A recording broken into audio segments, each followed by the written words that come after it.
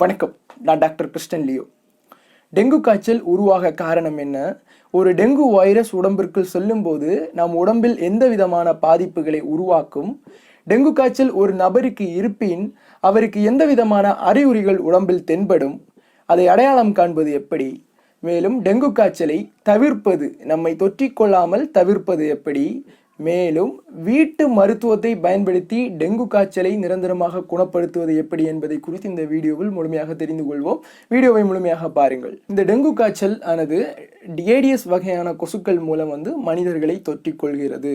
இந்த ஏடிஎஸ் வகையான கொசுக்கள் நல்ல நீரில் மட்டுமே முட்டையிட்டு வளரும் தன்மை உடையது. இவை சாக்கடை நீர்களிலோ அசுத்தமான நீர்களிலோ இந்த டெங்கு கொசுக்கள் வளராது. இந்த டெங்கு கொசுக்கள் உடம்பில் கடிக்கும் போது மனிதர்களை கீழ் கால்களில் தான் அதிகமாக கடிக்கிறது. அதிலும் சாயந்தர நேரத்திலும் அதிகாலை நேரத்திலும் தான் இந்த டெங்கு கொசுகள் அதிகமாக மனிதர்களை கடிக்கிறது. 40% மக்கள், உலக மக்கள் தொகையில் 40% மக்கள் ஹை ரிஸ்க் ஆஃப் அலர்ட், அதாவது அதிகப்படியான இந்த டெங்கு கொசுக்கள் தாக்குவதற்கான ஆபத்துக்கு உள்ளாடி வாழ்ந்து வருகிறார்கள். பொதுவாக இந்த டெங்கு காய்ச்சல் மைல்டான இன்ஃபெக்ஷனாக தான் ஸ்டார்ட் ஆகும். ஒரு சின்ன காய்ச்சலாக தான் ஆரம்பித்து ஒரு பெரிய பாதிப்புக்கு உள்ளாடியும் கொண்டு போய் விடும். அல்லது ஒரு வாரம் 2 வாரத்திற்குள் நார்மலா குணமாகவும் செய்யும். இதோட மெக்கானிசம் பார்ப்போம். எப்படி ஒரு கொசு உடம்பிற்குள்ளாடி போகும்போது என்ன நடக்குது என்பதை பார்ப்போம். இப்போ இந்த டெங்கு, இந்த ஏடிஎஸ் வகையான கொசுக்கள் மனிதர்களை கடிக்கும் போது அதன் சலைவா, அதாவது அதன் உமிழ்நீர் வழியாக இந்த டெங்கு கொசுக்களானது மனித உடம்புக்குள் செல்கிறது. அங்கே செல்லும் போது அவை வைரீமியா என்னும் ஸ்டேட்டுக்குள்ள இழுத்து செல்லும். அதிகப்படியான இந்த வைரஸ்கள் உடம்பிற்குள்ள WBC ஒவ்வொரு இடங்களுக்குள்ளாடி மல்டிப்ளை பெருக ஆரம்பிக்கும். மேலும் இது போன் மேரோவை அஃபெக்ட் செய்து பிளேட்லெட்ஸ் ஃபார்மேஷனை பாதிப்படைய செய்யும். இந்த இரத்த அணுக்கள், இந்த பிளேட்லெட்ஸ் தான் நம்மளுடைய உடம்புல இரத்த உறைதலை ஊக்குவிக்கும். ஸோ இதன் மூலம் டெங்கு காய்ச்சலோட பெரிய காம்ப்ளிகேஷன் பார்க்கும்போது இரத்த உறைதலில் பாதிப்பு ஏற்படும். சிம்டம்ஸ் பார்ப்போம். எந்த விதமான அறிகுறிகள் தெரியும்? 80% பேருக்கு அறிகுறிகள் பெரிதாக தெரியாது. வந்ததும் அது அப்படியே குணமாகி போயிடும். அதை தவிர்த்து மற்ற 20% பேர்களுக்கு இந்த இன்குபேஷன் பீரியட்னு சொல்லுவாங்க. இந்த வைரஸ் உடம்புக்குள்ளாடி போய் சிம்டம்ஸ் வெளிக்காட்டுறதற்கான நேர அளவு 3 to 15 நாட்கள் எடுத்துக்கொள்ளும். அந்த காலகட்டத்திற்கு இடையில் அறிகுறிகள் ஒன்றொன்றாக ஆரம்பிக்கும். மைல்டா ஒரு லேசான காய்ச்சல் ஆரம்பிக்கும். ஒரு 2 முதல் 3 நாட்களுக்கு இந்த காய்ச்சல் தொடர்ந்து காணப்படும். திரும்ப அந்த காய்ச்சல் குணமாகும். திரும்பவும் 2 நாட்களுக்கு பிறகு அந்த காய்ச்சல் வரும். காய்ச்சல் வரும்போது ஸ்கின் ரேஷஸ், அதாவது சின்ன சின்ன மேக்ரோ பேப்யூல்ஸா இந்த அங்கங்க நம்ம ஸ்கின்ஸ்ல இந்த ரேஷஸ் தெரியும். ரேஷஸோட ஃபீவர் இருக்கும். இது ஒரு குறிப்பிடத்தக்க ஒரு அறிகுறி. மேலும் காய்ச்சலோடு அதிகப்படியான தசைவலி, தலைவலி, வாந்தி, பசியின்மை இவையெல்லாம் சேர்ந்து காணப்படும். ஐ மூவ்மெண்ட்ஸ், கண் மூவ்மெண்ட்ஸ் பண்ணும்போது ஐக்கு உள்ளாடி இருக்கிற மசில்ஸ் ஒவ்வொன்றும் வலிக்க ஆரம்பிக்கும். கண்களை எளிதாக மூவ் பண்ண முடியாது. மேலும் 106 டிகிரி ஃபாரன்ஹீட் வரைக்கும் காய்ச்சல் போவதற்கான வாய்ப்பு உண்டு இந்த டெங்கு காய்ச்சலில். ஸோ இவையெல்லாம் தான் இந்த டெங்கு காய்ச்சலுடைய அறிகுறிகள். அடுத்து காம்ப்ளிகேஷன் பார்ப்போம். இதனால ஏற்படும் பக்க விளைவுகள்.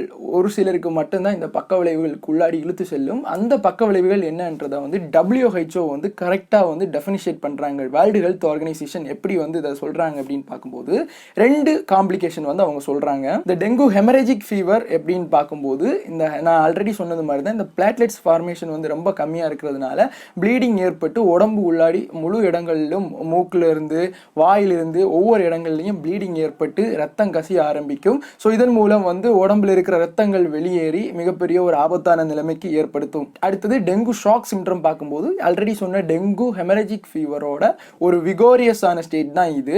அதிகப்படியான ப்ளீடிங் இந்த மாதிரி எல்லாம் வரும்போது பல்ஸ் 20க்கு கீழாடி போகும். அதோட சேர்ந்து வயிற்று வலி, இரிட்டபிலிட்டி, எரிச்சல், நமக்கு ஒரு கன்ஃபியூஸ்டு ஸ்டேட்டு, அப்டாமினல் பெயின், இப்படி பலவிதமான பிரச்சனைகள், அவர் சொல்ல முடியாத அளவிற்கான துயரத்தை அனுபவித்து ஹோமா ஸ்டேஜ் வரைக்கும் போறதற்கான வழிவகை செய்யும். மேலும் மரணம் கூட ஏற்படலாம். ப்ரிவென்ஷன் பார்ப்போம். எப்படி டெங்கு காய்ச்சல் நம்மை தாக்காமல் நம்ம இப்ப தற்காத்து கொள்வது. ஃபர்ஸ்ட் பார்க்கும்போது வியர் லாங் ஸ்லீவ்ஸ், முழு கை உடைய சட்டுக்கள் பேண்டுகளும் போடுங்க. முழு கை போடும்போது அதிகப்படியா கொசு கொசுக்கள் வந்து நம்மை தாக்காம கடிக்காம இருக்கிறதுக்கு வந்து நம்ம பாதுகாப்பா இருக்க முடியும். கிளீன் வாட்டர் ஹேண்ட்லிங், அதிகப்படியான நல்ல நீரோ கெட்ட நீரோ எங்கேயும் தேங்கி நிற்காம வந்து பார்த்துக்கோங்க. வீட்டுக்குள்ளாடி இந்த ஏசிக்கு பின்னாடி இருக்கிற தண்ணி, டயர்ஸ், இந்த மாதிரி எங்கெங்க வந்து தண்ணி தொட்டியில வந்து பூத்தொட்டியில வந்து நிறைய பேர் தண்ணி விட்டு வச்சிருப்பாங்க. ஸோ இந்த மாதிரி எங்கெங்க தண்ணி நிற்கிறதோ அதெல்லாம் வந்து அவாய்ட் பண்ணுங்க. தூங்கும் போது முடிந்த அளவு மஸ்கிட்டோ நெட் போட்டு தூங்குங்க. அப்போ கொசுக்கள் உங்களை கடிக்காது, ப்ரிவென்ட் பண்ணலாம். இந்த மாதிரியான ப்ரிவென்ஷனை நம்ம மேற்கொள்ளலாம். இப்படி எப்படி குணப்படுத்துறது, இப்போ வந்து டெங்கு ஃபீவர் வந்துச்சுன்னா எப்படி குணப்படுத்துறதுன்றதை பார்ப்போம். டெங்கு ஃபீவருக்குன்னு முதன்மையாக பார்க்கும்போது நம்ம வந்து பப்பாயா லீஃப் வந்து யூஸ் பண்ணலாம். இந்த பப்பாயா லீஃப் வந்து பிளேட்லெட்ஸ் ஃபார்மேஷன்ஸை வந்து அதிகரிக்குது. ஸோ அப்போ ஏற்கனவே டெங்கு ஃபீவருக்கு பிளேட்லெட்ஸ் கவுண்ட் குறையும் போது இவை வந்து சரிசமம் பண்ணுறதுக்கு வந்து ஹெல்ப் பண்ணுது. மேலும் பப்பாயா லீஃப்ல வந்து அதிகப்படியான விட்டமின் சி இருக்குது. இவை வந்து நம்மளுடைய இம்யூனிட்டியை இன்க்ரீஸ் பண்ணி நம்மளுடைய நோய் எதிர்ப்பு சக்தியை ஊக்குவித்து இந்த டெங்கு ஃபீவர்ல இருந்து நமக்கு வந்து ப்ரிவென்ஷன், அது மட்டும் கியூர் கிடைக்கிறதுக்கு வந்து ஹெல்ப் பண்ணுது. ஸோ பப்பாயா லீஃப் வந்து one of the best home ரெமெடின்னு சொல்லலாம். இது வந்து ஒரு சிறப்பான ஒரு வீட்டு மருத்துவம். அடுத்தது நீம் லீஃப். இந்த வேப்பிலை வந்து அதிகப்படியான பிளேட்லெட்ஸ் ஃபார்மேஷனை வந்து இன்க்ரீஸ் பண்ணுறதுக்கு வந்து ஹெல்ப் பண்ணுது. ஸோ டெங்கு காய்ச்சல் உள்ளவர்கள் வந்து வேப்பலையை வந்து தொடர்ந்து உட்கொண்டு வரலாம். அவர்களுக்கு வந்து இந்த பிளேட்லெட்ஸ் ஃபார்மேஷன் இன்க்ரீஸ் ஆகிறது ஹெல்ப் பண்ணும். அடுத்தது கோட்ஸ் மில்க். இந்த கோட்ஸ் மில்க்னா ஆட்டுப்பால். இந்த ஆட்டுப்பாலில் வந்து செலினியம் காணப்படுது. இவை வந்து ப்ரூவ் பண்ண ஒரு மெடிசின் இந்த ஆட்டுப்பால். இந்த ஆட்டுப்பாலில் கிடைக்கிற செலினியம் வந்து இந்த பிளேட்லெட்ஸ் கவுண்டை வந்து இன்க்ரீஸ் பண்ணுறதுக்கும் இம்யூனிட்டி பவரை இன்க்ரீஸ் பண்ணுறதுக்கும் வந்து உங்களுக்கு நல்லா ஹெல்ப் பண்ணும். தினமும் 2 முதல் 3 தடவை வந்து அதிகமான அளவு ஆட்டுப்பால் குடித்து வந்தீங்க அப்படின்னா உங்களுக்கு இந்த டெங்கு காய்ச்சலிருந்து வேகமாக வந்து குணப்படுத்தி வெளிவர முடியும். ஃபைனல் பார்க்கும்போது ப்ரிவென்ட் டீஹைட்ரேஷன். இந்த டெங்கு காய்ச்சல் இருக்கும்போது அதிகப்படியாக வாந்தி, குமட்டல் இவையெல்லாம் வந்து காணப்படும் போது நம்ம உடம்புல இருக்கிற நீர் சத்து வேகமாக வந்து வெளியேறி டீஹைட்ரேஷன் ஏற்படும். ஸோ அடிக்கடி வந்து தண்ணி குடித்து வரலாம். ஸோ இந்த மாதிரியான மருத்துவ வகைகளை வந்து நீங்கள் பயன்படுத்தி நீங்கள் வந்து இந்த டெங்கு காய்ச்சலில் இருந்து முழுவதுமாக வெளிவரதுக்கு உங்களுக்கு உதவி செய்யும். இந்த தகவல்கள் உங்களுக்கு பயனுள்ளதாக இருந்திருக்கும் என்று நம்புகிறேன். மற்றும் பக்க விளைவில்லாத ஹோமியோபதி சிகிச்சை மற்றும் இயற்கை மூலிகைகள் மூலம் உங்களுக்கு இந்த டெங்கு காய்ச்சலிலிருந்து முழுமையாக வெளிவர வேண்டும் என்றால் என்னை தொடர்பு கொள்ளுங்கள். நான் உங்களுக்கு உதவி செய்கிறேன். மற்றும் ஒரு பயனுள்ள தகவல் மூலம் உங்களை வந்து சந்திக்கிறேன். நன்றி.